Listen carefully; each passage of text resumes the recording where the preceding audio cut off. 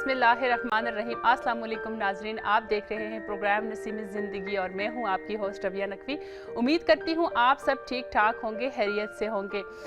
नाजरीन, हमेशा की तरह आज का भी हमारा जो टॉपिक है बहुत ही ज़बरदस्त है, बहुत इंटरेस्टिंग है और जिस मौजू पे हम बात करते हैं हमारी कोशिश होती है कि उसको ज़्यादा से ज़्यादा आपके लिए मालूमाती बनाया जाए और तमाम वो मसाइल जो हमारी सोसाइटी में पेश आते हैं उन पर हम बात करते हैं और उनके राह हल भी आपको बताने की कोशिश करते हैं। आज का हमारा टॉपिक भी बहुत मालूमाती साबित होगा आपके लिए इंशाल्लाह। इस उम्मीद के साथ हम अपने प्रोग्राम का बाकायदा आगाज़ करेंगे, लेकिन उससे पहले मैं कुमेल की जानिब चलूँगी, वापस आऊँगी और फिर अपने टॉपिक पे बाकायदा तौर पर हम बात करेंगे। जी कुमेल। जी शुक्रिया रबिया। इब्तिदाए उस रब्बे ज़ुल जलाल के नाम से जो कि इस कायनात में मौजूद हर सितारे, हर एक सैयारे और इस कायनात के अंदर मौजूद हर तरह की चीज़ का खालिक और मालिक है। अली कुमैल का एक मोहब्बत भरा सलाम अपनी खिदमत में कबूल कीजिए।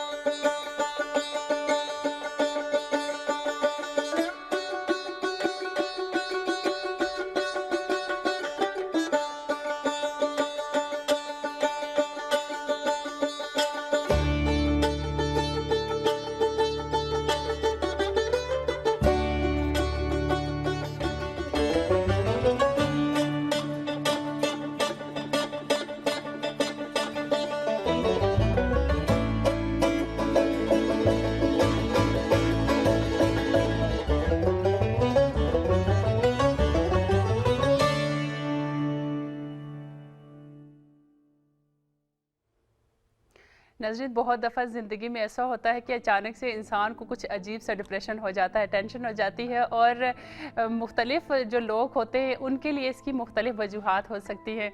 और बहुत दफ़ा स्पेशली अगर मैं अपनी बात करूं तो कहीं कोई कमिटमेंट किया हुआ हो या कहीं मुझे पहुंचना हो और मैं कहीं ट्रैफिक में स्पेशली फंस जाऊं तो मुझे बहुत ज़्यादा टेंशन होती है, क्योंकि शायद ये स्टार्ट से ही आदत होती है कुछ लोगों की कि टाइम से पहुंच जाएं, चाहे वो यूनिवर्सिटी जाना हो, चाहे अपनी जॉब पे जाना हो, चाहे कहीं भी जाना हो। स्पेशली तेहरान की ट्रैफ़िक की अगर मैं बात करूँ तो तेहरान की ट्रैफ़िक से जो है ना बहुत डर लगता है। स्पेशली ज़ोहर के बाद जो ट्रैफ़िक हो जाता है यहाँ पर, तो उसके लिए इंसान को जो है ना कोशिश होती है हमेशा ही कि घंटा तकरीबन पहले निकला जाए ताकि हम टाइम पे पहुँच सके। ये एक मेरी जो टेंशन है हो जाती है मुझे कभी कभी, वो मैंने आपके साथ शेयर की।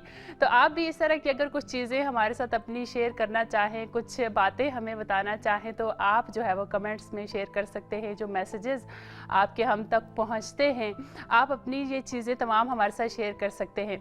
और आज की एक अच्छी बात जो मैं आपके साथ शेयर करना चाहूँगी वो ये है कि बहुत दफ़ा अल्लाह ताला जो है वो हमें परेशानी में डाल देता है, टेंशन में डाल देता है। उसकी क्या वजह होती है? उसकी वजह ये होती है कि शायद वो इंसान को एहसास दिलाना चाहता है कि दूसरे किस तरह से दुख में हो सकते हैं, क्योंकि बहुत दफ़ा ऐसा होता है कि हम दूसरों के दुख को नहीं समझ पाते और जब खुद कोई दुख मिलता है, कोई टेंशन मिलती है, तो तब ही हम जो है वो दूसरों की परेशानियों को दर कर सकते हैं। तो इसलिए कि ताकि दूसरों की परेशानियों को समझ सकें, कभी कभी अल्लाह ताला जो है वो इंसान को इन मुश्किलात में मुब्तला कर देता है। एक सेगमेंट शामिल करेंगे, वापस आएंगे और फिर हम अपने टॉपिक पे बात करेंगे।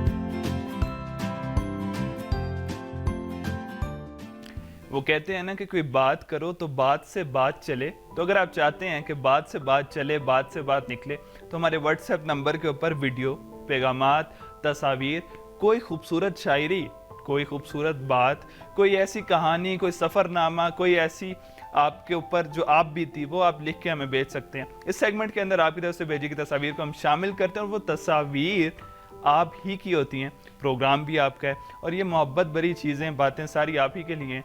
तो पहली तस्वीर की तरफ चलते हैं, कोई वक्त को ज़ाया किए बगैर पहली तस्वीर देखते हैं कि हमें किसने और कहाँ से भेजी है। तो जैसा कि आपको नज़र आ रहा है, दिया ज़ैनब ने, वो तमाम दोस्तें बहनें एक जगह इकट्ठी हुई हैं। एक इनकलाब इस्लामी के दिन पे उन्होंने मिल के एक तकरीब मुनक्कद की, उसके बाद एक ग्रुप फ़ोटो ली गई। इस ग्रुप फ़ोटो को काफ़ी खूबसूरती से मोहब्बत भरे अंदाज के साथ उन्होंने हमसे शेयर किया और हम भी उसको दिखा रहे हैं। स्कर्दू की ये तस्वीर। अगली तस्वीर की तरफ चलते हैं। उन्होंने अपना नाम तो नहीं बताया, लेकिन काफ़ी खूबसूरत तस्वीर है। छोटी सी डॉल जैसी, गुड़िया जैसी बच्ची है, पिंक कलर का उसने लिबास पहना हुआ और लिबास हाथों से बुना गया है, जैसा कि मुझे दिखने में नज़र आ रहा है, ये हाथों से बनाया गया और काफ़ी खूबसूरत तस्वीर है। अगली तस्वीर हमें सद्दाम बलोच ने सिंध से भेजी है और उन्होंने अपनी दुकान के अंदर ये तस्वीर ली है और उन्होंने मुझसे गुजारिश की थी ये तस्वीर लाजमी शेयर कीजिएगा कुमैल भाई। तो सद्दाम देखने में हमने शेयर की और दिखाई सारे दोस्तों को, सारे जितने भी हमारे व्यूवर्स हैं वो देख भी सकते हैं। अगली तस्वीर जो हमें भेजी है वो नुसरत ने भेजी है कश्मीर से, इमाम बारगाह मस्जिद उस इलाके में, तो वहाँ पर बर्फ़बारी की वजह से ढकी हुई है बर्फ़ से। अगली तस्वीर देखते हैं, वो भी नुसरत ने ही भेजी है हमें कश्मीर से। और कश्मीर से जब भी तस्वीर आती हैं ज़्यादातर बर्फ़ से ढकी हुई तस्वीर होती हैं, दरख्त भी बर्फ़ से ढके हुए, घर भी, रोड भी, और वहाँ पर लोग अपना ख्याल रखें ज़रूर। तो नाज़रीन, ये थी तस्वीर। ये वो तमाम तस्वीर हैं जो आप चाहते हैं कि हम खुद भी देखें और हमारे व्यूवर्स भी देखें। आप सिर्फ और सिर्फ तस्वीर नहीं, आप अपना कैमरा उठाएं, मोबाइल उठाएं, निकल जाएं। आपको कोई अच्छी जगह नज़र आती है, कोई खूबसूरत वहाँ पर मंजर नज़र आता है, आप उसकी वीडियो बनाएं और साथ बताएं आप क्या बताना चाह रहे हैं। आप पैगाम भी बताएं अपना, या कोई अच्छी बात उस वीडियो में बता सकते हैं। अभी यहाँ पर तस्वीर का सेगमेंट तमाम होता है। जी नाज़रीन, तो आज का जो हमारा टॉपिक है वो भी बहुत अहमियत का हामिल है। आज हम बात करने वाले हैं घर की सरपरस्ती के हवाले से। अगर घर की सरपरस्ती की बात की जाए तो अगर हम थोड़ा सा पीछे चले जाएं, पुराने ज़माने की बात करें, तो तब एक ही कॉन्सेप्ट था, यही चीज़ समझी जाती थी कि सिर्फ मर्द हजरात जो है वो घर की सरपरस्ती कर सकते हैं, जबकि ख़वातीन उस दौर में भी अपना जो रोल होता था वो पूरी तरह से अंजाम देती थी, अदा करती थी अपना रोल। लेकिन टाइम के गुजरने के साथ साथ जो है वो लोगों को भी रियलाइज़ हुआ, पता चला कि ख़वातीन भी बहुत ज़्यादा किरदार उनका भी है घर की जो है वो। अगर आज की दौर की हम बात करें तो माहिरीन का कहना ये है कि ख़वातीन जो, अगर घर की हम सरपरस्ती की बात करें, बच्चों की तरबियत की अगर हम बात करें, घर को चलाने की अगर हम बात करें, तो वो ख़वातीन से बेहतर कोई सरपरस्ती नहीं कर सकता। अब सरपरस्ती से मुराद सिर्फ ये नहीं है कि घर का जो है वो, घर के सिर्फ जो है वो जो इंसान दबा के रखेगा घर वालों को, या जो वो हुक्म देगा उसको मानना, चाहे वो हुक्म ठीक है या गलत है, लेकिन घर को अच्छे तरीके से मैनेज करना, घर को अच्छे तरीके से चलाना, बच्चों की तरबियत करना, घर के बाकी तमाम जो मामलात होते हैं उनको किस तरह से मैनेज करना है, उसकी जिम्मेदारी को कौन सही तरीके से जो है वो अंजाम दे सकता है, इसको हम सरपरस्ती का नाम दे सकते हैं। और एक घर के लिए एक सरपरस्त की बहुत अहमियत है और बहुत ज़रूरी है। अगर घर में सरपरस्त मौजूद ना हो तो घर का निज़ाम जो है वो दरहम बरहम हो जाता है। अब ये डिसाइड करना है, शोहर और बीवी ने मिल के डिसाइड करना है कि कौन जो है वो ज़्यादा टाइम घर को दे सकता है। अब अगर शोहर ज़्यादा टाइम के लिए बाहर रहता है, जॉब करता है, या बीवी, या दोनों मिसाल के तौर पे अगर वो जॉब करते हैं, बाहर होते हैं घर से, तो फिर भी ये चीज़ देखनी होगी कि उनमें से जो है वो कौन टाइम घर पे ज़्यादा गुजारता है, बच्चों को कौन ज़्यादा टाइम दे सकता है। ये तमाम चीज़ें जो हैं वो मद्देनज़र रखनी होती हैं। और उसके साथ साथ ये भी देखना होता है कि वो इंसान जो ये जिम्मेदारी कबूल कर रहा है वो खुशी से इस जिम्मेदारी को एक्सेप्ट कर रहा है, और वो तमाम काम जो करने पड़ेंगे, उसको जो जिम्मेदारियां जो है वो निभानी पड़ेंगी, वो सही तरह से जो है वो अंजाम दे सकता है। और घर वालों को जो है वो यकीन दिलाए कि मैं अपनी मर्ज़ी से, अपनी खुशी से ये चीज़ एक्सेप्ट कर रहा हूँ और मैं ये अंजाम दे सकता हूँ और मैं इसको अच्छी तरह से जिम्मेदारी से जो है वो अंजाम दूंगा। एक सेगमेंट शामिल करेंगे, वापस आएंगे और फिर अपनी गुफ्तगू को हम आगे बढ़ाएंगे।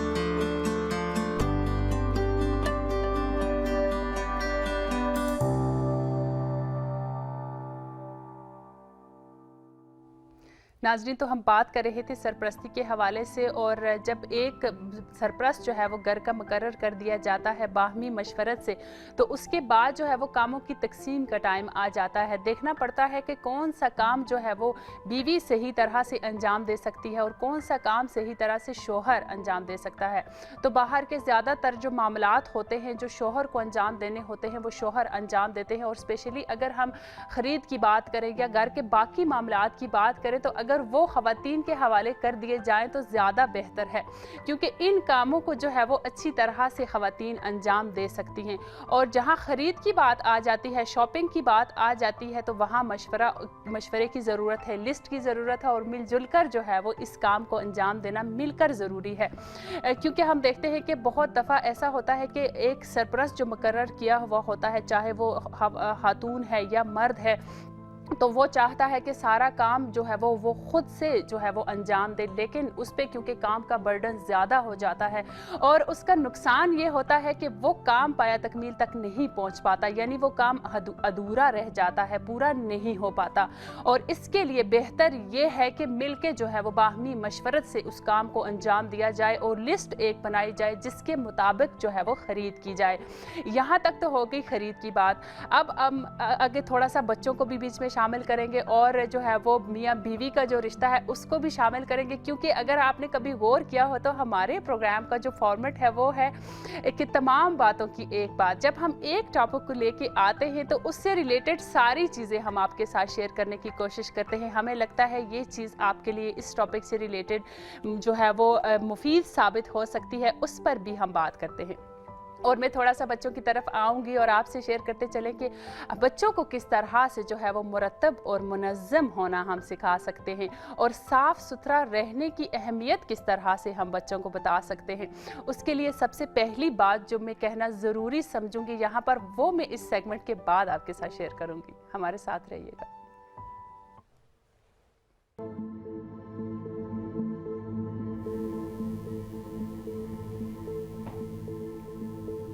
इस बार हम अफ्रीका के एक और जादुई मुल्क जिम्बाब्वे जाते हैं, जहां इसकी गैर मामूली नौइयत हमेशा ही पुरस्कार रही है। इस मुल्क की सबसे खूबसूरत फितरी खसूसियत ज़ाम्बिया में विक्टोरिया फॉल है, जो हर साल दुनिया भर से हज़ारों अफराद को राग़िब करती है। जैसा कि आप इस वीडियो, इस छोटी सी डॉक्यूमेंट्री के अंदर देख भी रहे हैं कि विक्टोरिया फॉल अफ्रीका और ज़ाम्बिया में वाक़या है और ये 108 मीटर ऊंचाई पर है, जो नायग्रा फॉल्स की बुलंदी से 2 गुना ज़्यादा है। आबशार के कई सिरे हैं, इनमें से पहला सबसे बड़ा दरियाई ज़ाम्बिया से बहता है, बाकी मुख्तलिफ फासलों पर वाक़ हैं और उनकी लंबाई भी मुख्तलिफ है।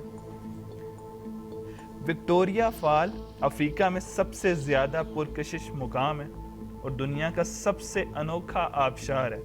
अनोखा किस लिए, वो तो आपको नज़र भी आ रहा है। दरियाए ज़ाम्बिज़ी 100 मीटर ऊंची एक तंग चट्टान में बहता है, जो विक्टोरिया फॉल की तश्कील करता है।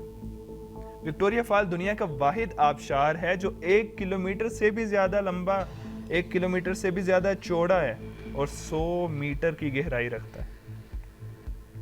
विक्टोरिया फॉल की धाड़ 40 किलोमीटर दूर से भी सुनी जा सकती है और पानी की बूंदें जो पानी के छिड़कने की वजह से वहाँ पर हवा में, फ़ज़ा में फैल जाती हैं, वो 400 मीटर की ऊंचाई तक बढ़ती जाती हैं और 60 किलोमीटर के फासले से वाज़े तौर पर दिखाई देती हैं। ये पानी की बूंदें बहुत खूबसूरत कोसे कज़ा, जो कि आपको नज़र भी आ रही है, उसको बनाती हैं, जो चांदनी की अक्कासी करता है। इंसानों के लिए इन कोसे कज़ा के रंगों की तमीज़ करना थोड़ा मुश्किल तो है, लेकिन जब आप किसी आला किस्म की, किसी अच्छी क्वालिटी के कैमरे से तस्वीर लें तो रंग काफ़ी वाज़ेह नज़र आते हैं। ये जितनी भी इसके अंदर मौजूद कोसे कज़ा बनती है, वो रंग इतने नुमाया नहीं होते। 1855 में एक बरतानवी मौलिज डेविड लिविंगस्टन ने आबशार का पता चलाया और इसको ढूंढा और मलका विक्टोरिया के एजाज़ में इसका नाम विक्टोरिया फॉल रख दिया गया।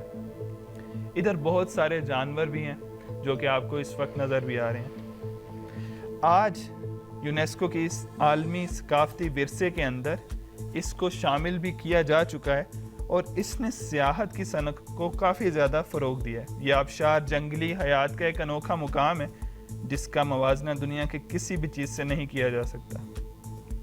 आप जो सरगर्मियाँ यहाँ पर कर सकते हैं उनमें से एक ये भी है कि दरिया के अंदर आप कश्ती पर सवार हो सकते हैं और जंगली हयात को देख सकते हैं। और इसके अंदर जो कश्ती आप चलाते हैं वो $150 तक की होती है। कभी जाएं जिम्बाब्वे तो नियाग्रा फॉल की अलावा वहाँ पर मौजूद विक्टोरिया फॉल को भी देखें।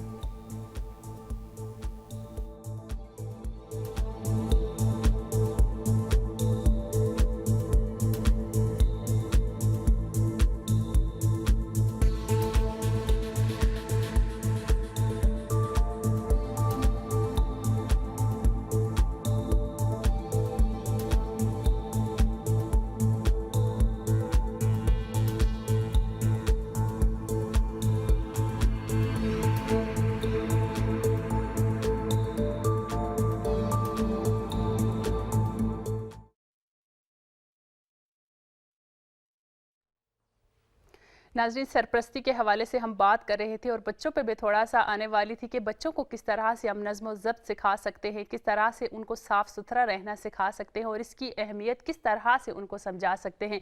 अपने इसी टॉपिक पे हम मज़ीद बात करेंगे। जो आज के हमारे गेस्ट मौजूद हैं हमारे लाइन पे हमारे साथ, उनसे हम बात करेंगे।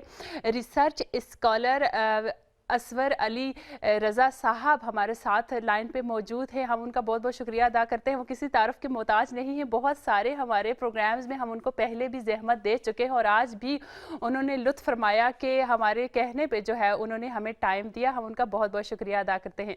अस्सलाम वालेकुम। जी अस्सलाम वालेकुम।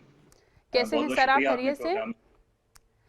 सबसे पहले तो बहुत बहुत आपका शुक्रिया, आपने अपने कीमती टाइम में से हमारे लिए टाइम निकाला। बहुत शुक्रिया।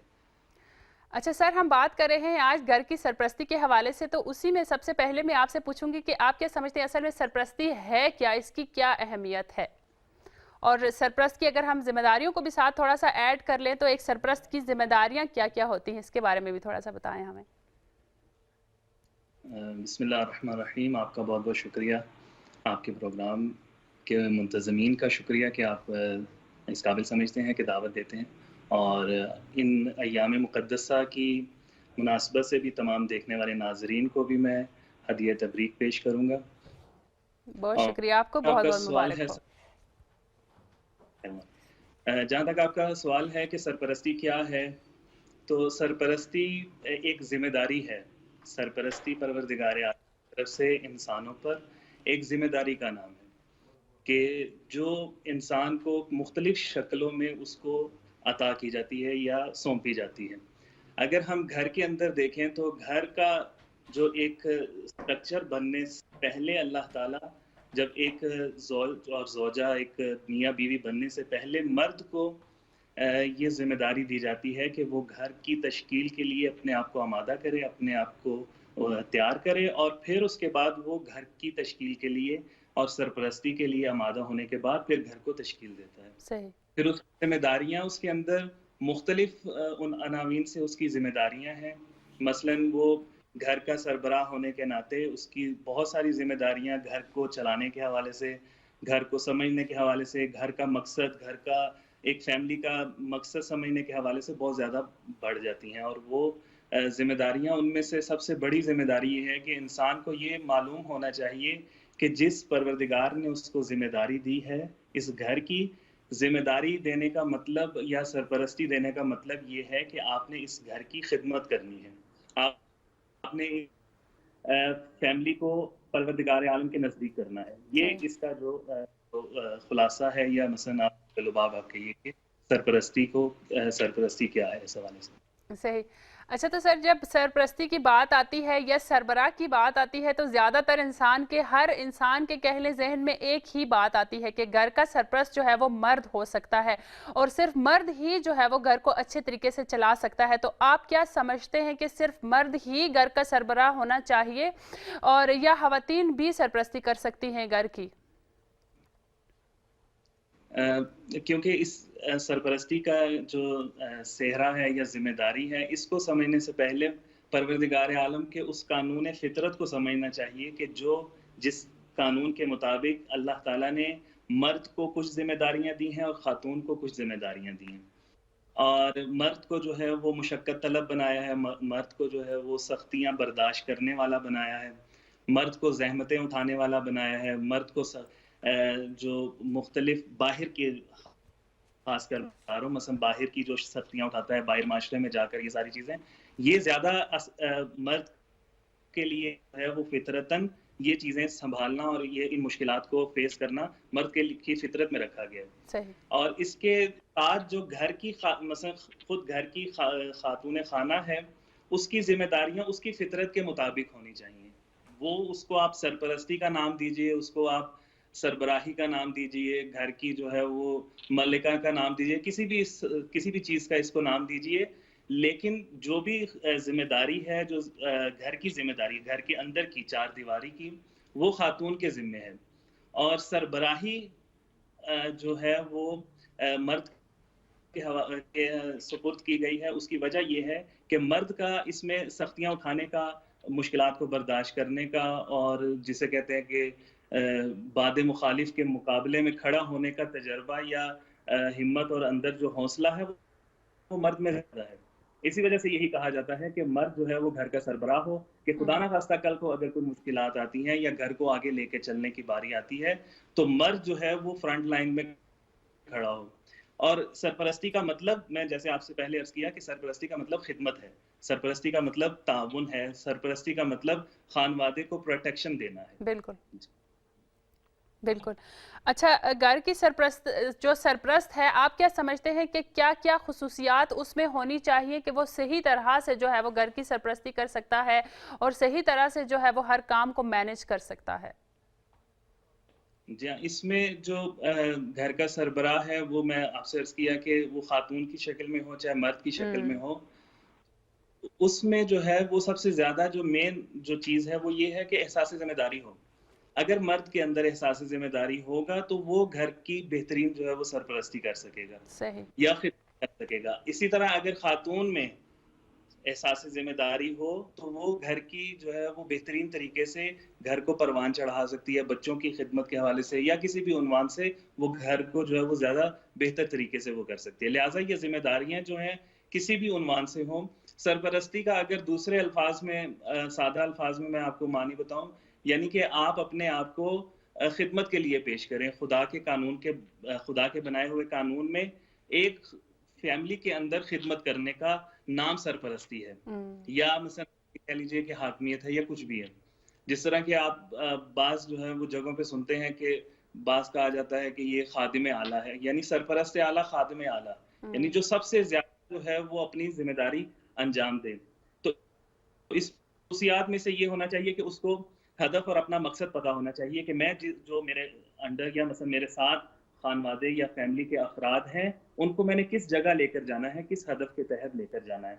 उसके बाद ये कि अपनी फैमिली को परवरदिगार आलम के जो कवानीन है या जो उसका रास्ता है उसकी तरफ जो है वो लेकर चलना चाहिए, चाहे वो दीनी उमूर में हो चाहे दुनियावी उमूर में हो। उसके बाद ये कि खानवादा जो फैमिली का जो सरबराह है वो हमेशा उसकी जो सबसे बड़ी खुसूसियत होती है कि जो कि आप और हम अपने घर के बड़े जो अफराद हैं उनमें देखते हैं कि वो सब्र और इस्तकामत का पैकर होते हैं। सही। लिहाजा घर की जो घर की जो मजबूती है या घर की जो को परवान चढ़ाना है उसका जो सबसे मेन और जो अहम रुकन है वो सब्र और इस्तकामत का पैकर होना इंसान का। तो लिहाजा आप जब देखते हैं कि हमने खुद अपने घरों के अंदर ये मुशाहिदा किया कि हमारे घर का सरबराह हमेशा सख्ती और मुश्किलात में जो है वो सब्र और इस्तकामत का पैकर नजर आया हमें। लेकिन उसके साथ साथ हम ये भी देखते हैं कि आज के दौर की अगर हम बात करें सरपरस्ती के हवाले से, तो आज के दौर में सरपरस्त जो है वो ज़्यादातर उसकी बात को इतना ज़्यादा जितना पहले अहमियत दी जाती थी या उसकी बात मान के ही जो वो कहेंगे, यानी फॉर एग्जांपल वालिदैन हैं जो वो कहेंगे बच्चे वही काम अंजाम देते थे। और आज के बच्चों की अगर हम बात करें तो थोड़ा सा जो है वो सख्त हो गया है उनको कंट्रोल करना। तो इस हवाले से आप क्या कहना चाहेंगे कि आज के दौर में वालिदैन या घर का सरपरस्त जो है वो कैसे एक मिसाली सरपरस्त बन सकता है, और किस तरह से आज के माहौल में, आज के दौर में जो है वो अपने घर को कंट्रोल कर सकता है, अपने कंट्रोल में यानी रख सकता है, अच्छे तरीके से मैनेज कर सकता है?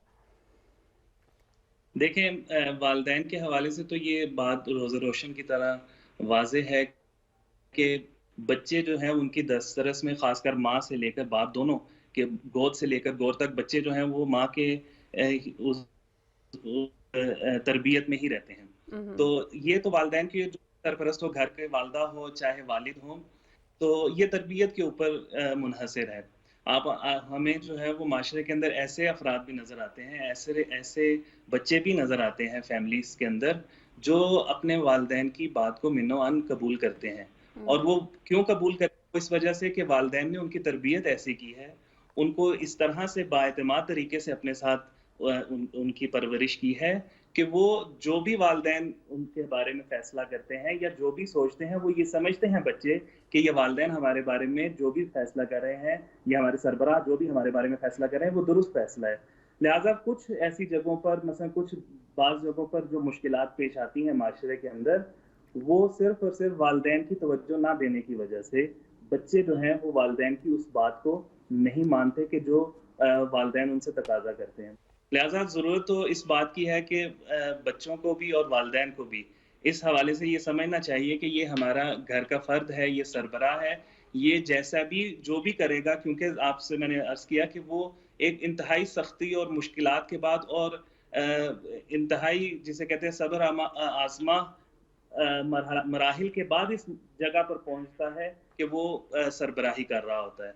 और फिर अल्लाह ताला ने उसकी ज़िम्मेदारी ये रखी होती है। बच्चों के लिए मैं ये कह रहा हूँ कि ख़ासकर कि अल्लाह ताला ने उसके लिए ज़िम्मेदारी रखी हुई है, उस सरबराह के लिए, कि वो सरबराह आपको उस खुदावंद करीम के नज़दीक करे, माशरे के अंदर एक बेहतरीन फ़र्द की हैसियत से आपको माशरे के अंदर भेजे। वो फ़र्द, वो जो सरबराह है, वो आपको हमेशा तालीम की तरफ लेकर आएगा, वो आपको हमेशा अच्छी बात की तरफ लेकर आएगा। तो बच्चों के लिए तो ये चीज़ें जो हैं वो ज़रूरी हैं कि वो अगर माशरे में जाकर अच्छा इंसान बनना चाहते हैं, बाकिरदार इंसान बनना चाहते हैं, तो वालिदैन की इन जो हिकमतें हैं या जो ये उनकी सरबराही के तहत मसलन इल्म सीखना, इल्म जैसा ज़ेवर को सीखना, इसी तरह जो है वो अच्छे बाकिरदार इंसान बनना, ये तो बच्चे आसानी के साथ इनको कबूल करना चाहिए बच्चों को। जी सर, हम आपका बहुत बहुत शुक्रिया अदा करेंगे। माशाल्लाह हमेशा ही आपकी गुफ्तगू जो होती है वो इतनी मालूमाती होती है, ज़्यादा से ज़्यादा जो है वो हमें इस्तेफ़ादा करने को दिल करता है, और इस उम्मीद के साथ कि हमारे तमाम नाज़रीन भी मुस्तफ़ीद हुए होंगे। हम आपका बहुत बहुत शुक्रिया अदा करेंगे और आपसे इजाज़त चाहेंगे। बहुत शुक्रिया। खुदा हाफ़िज़, बहुत शुक्रिया। नाज़रीन, बात कर रहे थे इतनी ज़बरदस्त अली असवर रज़ा साहब ने भी इतनी ज़बरदस्त गुफ्तगू की सरपरस्ती के हवाले से, इसी को हम आगे लेके चलेंगे, लेकिन उससे पहले मैं कुमेल की जानिब चलूँगी, देखूँगी कि आज हमारे नाज़रीन ने कौन सी वीडियोस हमारे लिए भेजी हैं, उसके बाद वापस आऊँगी और फिर हम अपने टॉपिक पे बात करेंगे। जी कुमेल। नाज़रीन, इस सेगमेंट के अंदर आपकी तरफ से भेजी गई वीडियोस को शामिल करेंगे। जैसा कि पहले सेगमेंट में मैंने बोला कि कोई बात करो कि बात से बात चले, तो वो जो बात चलेगी आप वीडियोस बनाएं, और जब वीडियो बनाएंगे तो वो कैमरा उठाएं और कोई भी खूबसूरत जगह को हमें दिखाएं, अपनी कोई अच्छी कुकिंग स्किल्स को दिखाएं, आप किस तरीके से कुकिंग करते हैं और उसके लिए क्या क्या चीज़ें डलती हैं, उसमें वीडियो बना सकते हैं। पहली वीडियो की तरफ चलते हैं और देखते हैं। वो एक जूता बना रहे हैं, खुस्सा नुमा जूता बना रहे हैं, और किस तरीके से वो बना रहे हैं उसके मराहिल को वो दिखा रहे हैं उस वीडियो के अंदर। और सबसे पहले आप देख भी सकते हैं कि वो इनकी जो उनसी महारत है जूता बनाने की, वो किस तरीके से बनाते हैं, वो कील लगा रहे हैं। मुझे जूते से याद आया, एक कहानी थी कि पुराने वक्तों में, काफ़ी पुराने वक्तों में, जूते की ईजाद से पहले बादशाह ने पूरे शहर के अंदर काफ़ी ज़्यादा जानवरों को, मवेशियों को, वो चाहता था शहर घूमे, तो चूंकि वो चाहता था नंगे पाँव ना घूमे, तो उसने काफ़ी जानवरों की खाल बिछाई। तो फिर किसी ने बादशाह को मशवरा दिया कि तुम, किसी एक शख्स ने एक खूबसूरत सा जूता चमड़े का बना के उसे दिया और कहा ये पहन के तुम सफ़र कर सकते हो। तो ये अब जूता बना रहे हैं, उन्होंने जूतों को एक जगह पे बनाने के बाद रख रहे हैं, और यहाँ ये कोई वहाँ पर एक मखसूस ख़ास टेम्परेचर के ऊपर रखते हैं जिससे शायद जूता अच्छे से उसकी जो ग्लू है वो जुड़ जाए या जो भी है। और ये सांचा है जो उनसा जिसके ऊपर रख के वो जूता बनाते हैं। जूतों के मुख्तलिफ इकसाम है काफ़ी ज़्यादा। अगर आपके भी इलाके के अंदर इस तरह कोई शख्स किसी चीज़ में महारत रखता है तो आप उसकी वीडियो बना के भेज सकते हैं।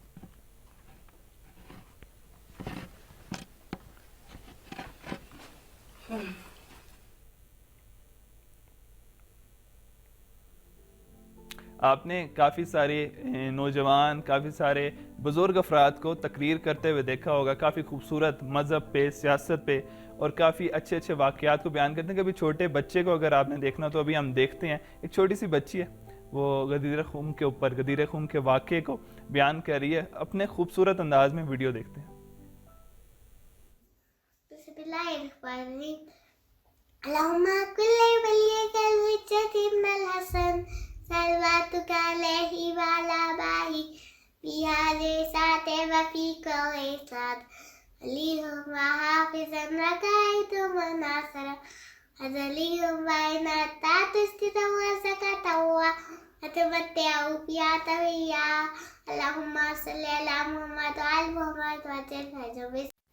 बिस्मिल्लाहिर्रहमानिर्रहीम। प्यारे बच्चों, अस्सलाम वालेकुम। आज मैं आपको बताऊंगी कि मौला अली अलैहिस्सलाम को क्यों मौला कहते हैं। फिर एक दफ़ा जाते प्रभात हज पे, जब हज से वापस आ रहे होते, फिर आगे एक जगह आती है, उसका नाम होता है गदीर खूम। जब उधर पहुंचते हैं वो फिर प्रभात कहते हैं सब लोगों को, ये लोगों रुक जाओ। फिर वो सारे नीचे उतरो और सीटें कैमल की सारी नीचे उतारो। जब वो मेंबर बनाओ, जब वो मेंबर बन जाता है तो उसके ऊपर प्रॉफेट सल्लल्लाहु अलैहि वसल्लम चढ़ते हैं।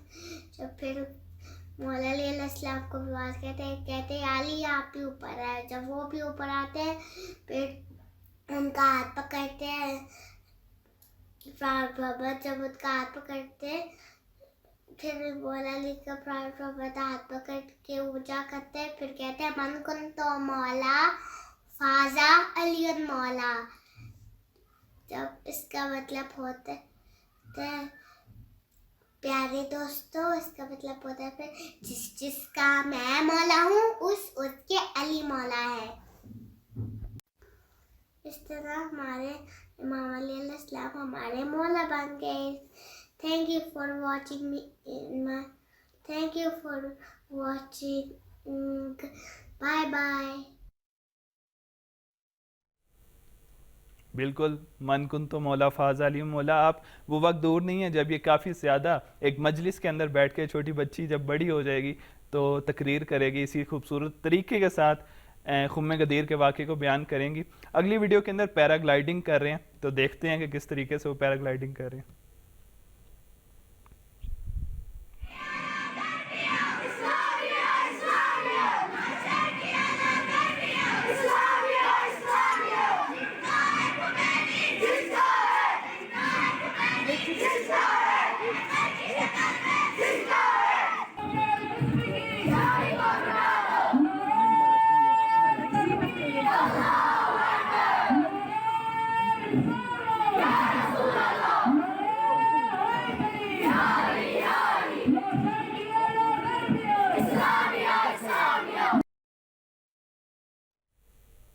जी, जैसा कि मैंने बोला पैराग्लाइडिंग तो वो नहीं थी, वो बल्कि नुसरत ने कश्मीर से हमें भेजी है वीडियो, और इनकलाब इस्लामी के दिन के ऊपर अपना नजराना पेश करें और वो खूबसूरती के साथ। अगली वीडियो में देखते हैं कि क्या है।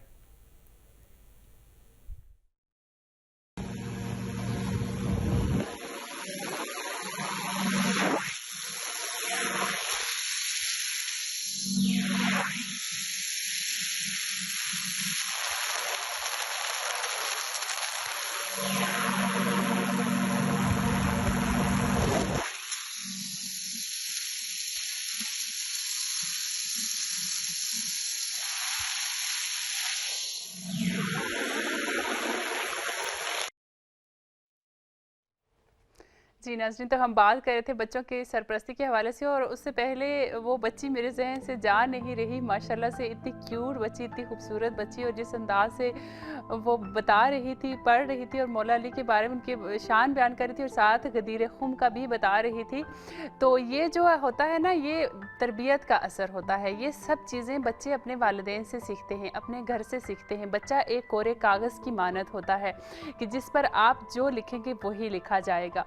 और अगर हम तमाम लोग जो हैं वो अपने बच्चों पे इसी तरह से काम करें, बहुत सारी ऐसी चीज़ें, अच्छी चीज़ें अगर हम अपने बच्चों को सिखाएं तो वो अच्छे काम ही करेंगे, अच्छी चीज़ें ही सीखेंगे। और हम जब सबको चाहिए भी ऐसे कि ज़्यादा से ज़्यादा जितनी हमारी हो सकती है हम कोशिश करें कि अपने बच्चों की अच्छी तरबियत करें, क्योंकि एक बच्चे की अगर हम अच्छी तरबियत कर लेते हैं तो वो बहुत बड़ी बात है, क्योंकि बच्चे हमारे जो है वो सरमाया है हमारे कल का। तो हम बात करते चलें कि बच्चों के हवाले से ही खैर मैं बात कर रही थी, सफाई सुथराई के हवाले से बात कर रही थी, और बताना चाह रही थी कि किस तरह से हम उनको नज़्म ज़ब्त सिखा सकते हैं और किस तरह से बच्चों को साफ़ सुथरा रहना सिखा सकते हैं। उसमें सबसे पहले बच्चे को ये चीज़ बताना, इस चीज़ का एहसास दिलाना कि साफ़ सुथरा रहना इंसान को बहुत अच्छी फीलिंग्स देता है। सबसे पहले ये बताएं बच्चे को, उसके बाद जो है वो क्या बताएं वो सेगमेंट के बाद बताऊँगी।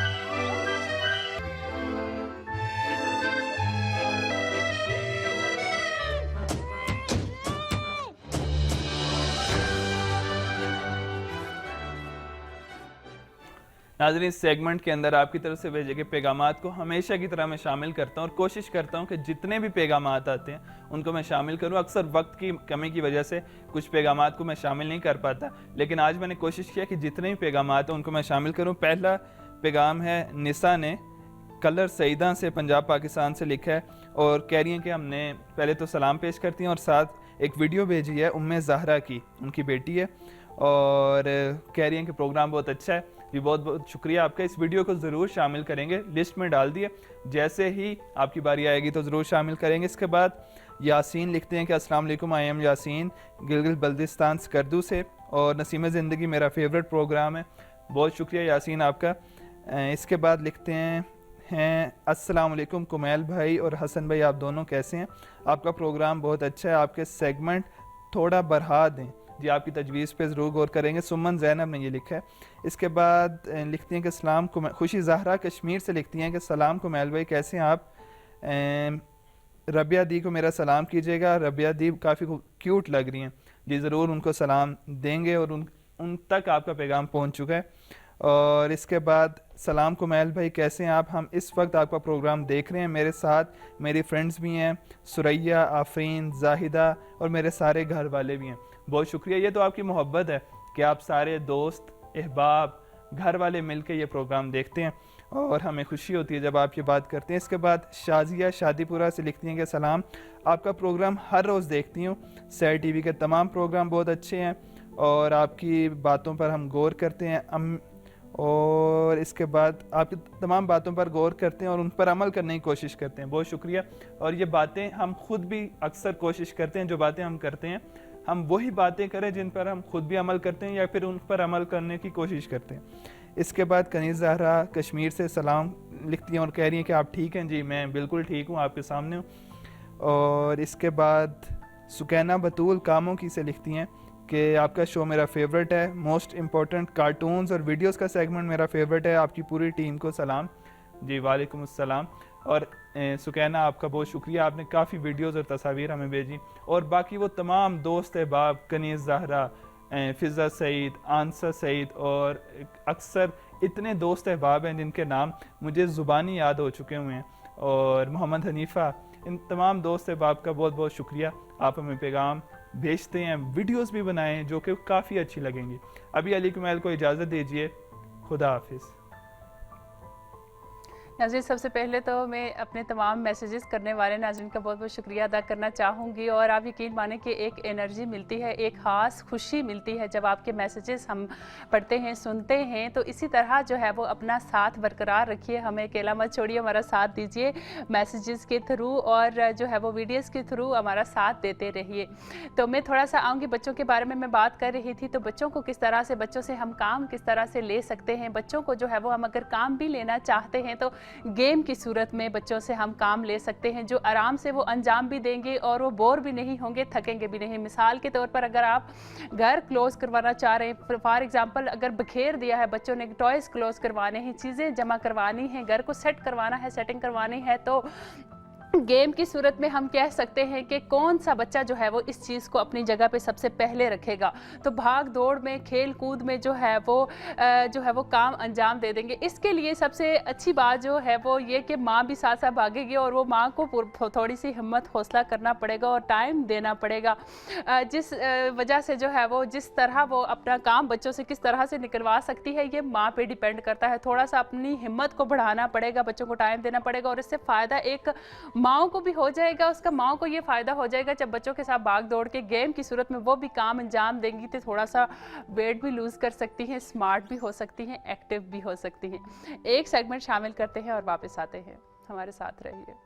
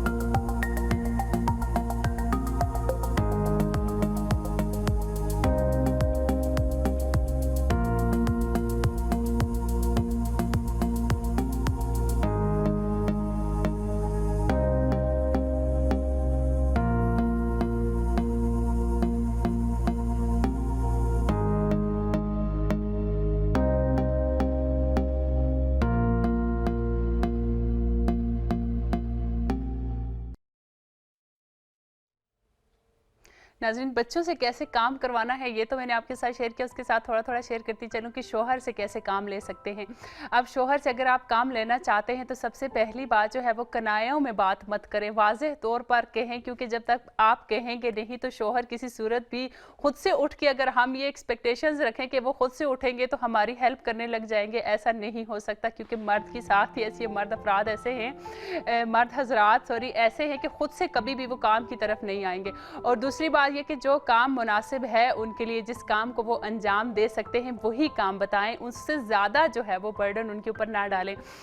और बात यह, जो काम वो कर रहे हैं उसको आप अप्रिशिएट करें। कभी अगर आपको उनका किया हुआ काम पसंद नहीं आता, क्योंकि ख़वातीन तो बासलीका होती ही होती है, लेकिन खैर अगर नहीं भी काम पसंद आता तो जो है वो ताने देने की, ये तरह से कहने कि ये काम आपने अच्छा नहीं किया या आपको नहीं आता, तो इस तरह के अल्फाज जो है वो इस्तेमाल मत करें। क्योंकि अगर आप इतना स्ट्रिक्ट लेंगे, इतना सख्ती करेंगे तो दूसरी बार जो है वो आपके हस्बैंड आपकी हेल्प करने की जुर्रत नहीं करेंगे। सो आप थोड़ी सी पॉलिसी से काम लें, थोड़ा सा जो है वो मीठी ज़बान रखें, तो तब ही आप अपने शोहर से भी काम निकलवा सकते हैं और साथ साथ बच्चों से भी काम निकलवा सकते हैं। इसमें थोड़ा सा जो है ना वो ट्रिक्स इस्तेमाल करने की ज़रूरत है, इस चीज़ पे गौर कीजिएगा। सो आज के प्रोग्राम के लिए इतना ही। इंशाअल्लाह अगले प्रोग्राम में एक नए टॉपिक के साथ आपकी खिदमत में हाजिर होंगी। तब तक के लिए मुझे दीजिए इजाज़त। खुदा हाफिज़।